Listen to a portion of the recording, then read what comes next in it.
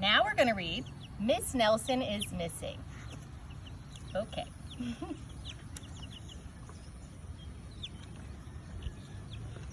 All right. The kids in room 207 were misbehaving again. Spitballs stuck to the ceiling. Paper planes whizzing through the air. They were the worst behaved class in the whole school. "Now settle down," said Miss Nelson in a sweet voice, but the class would not settle down. They whispered and giggled. They squirmed and made faces. They were even rude during story hour. And they always refused to do their lessons. "Something will have to be done," said Miss Nelson. The next morning, Miss Nelson did not come to school. "Wow," yelled the kids, "now we can really act up." They began to make spitballs and paper planes. "Today, let's just be terrible," they said. "Not so fast," hissed an unpleasant voice. A woman in an ugly black dress stood before them. "I am your new teacher, Miss Viola Swamp." And she rapped the desk with her ruler.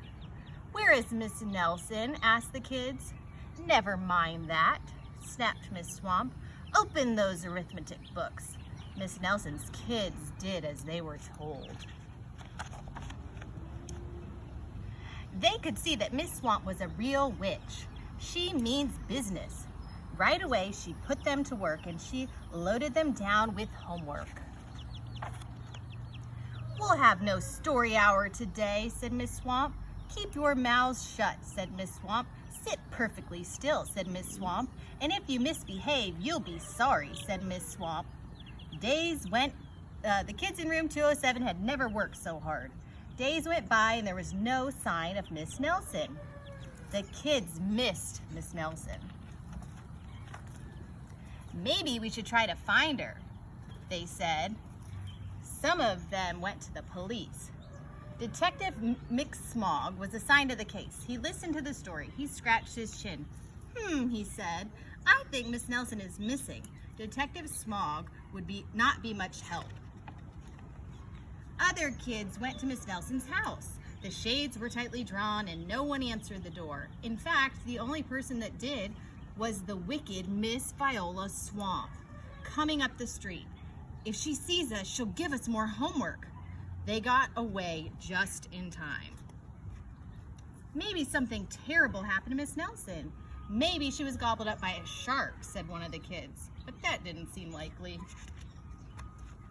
"Maybe Miss Nelson went to Mars," said another kid, but that didn't seem likely either. "I know," exclaimed one of the kids. "Maybe Miss Nelson's car was carried off by a swarm of angry butterflies," but that didn't seem likely either. The kids in room 207 became very discouraged. It seemed that Miss Nelson was never coming back, and they would be stuck with Miss Viola Swamp forever.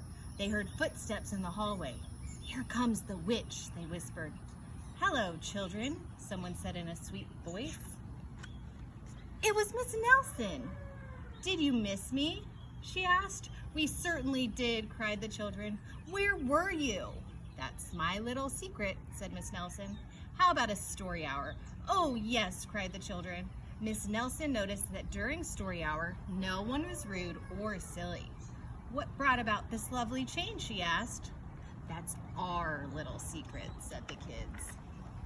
Back home, Miss Nelson took off her coat and hung it in the closet right next to the ugly black dress. When it was time for bed, she sang a little song. "I'll never tell," she said to herself with a smile. P.S. Detective Smog is working on a new case. He is now looking for Miss Viola Swamp.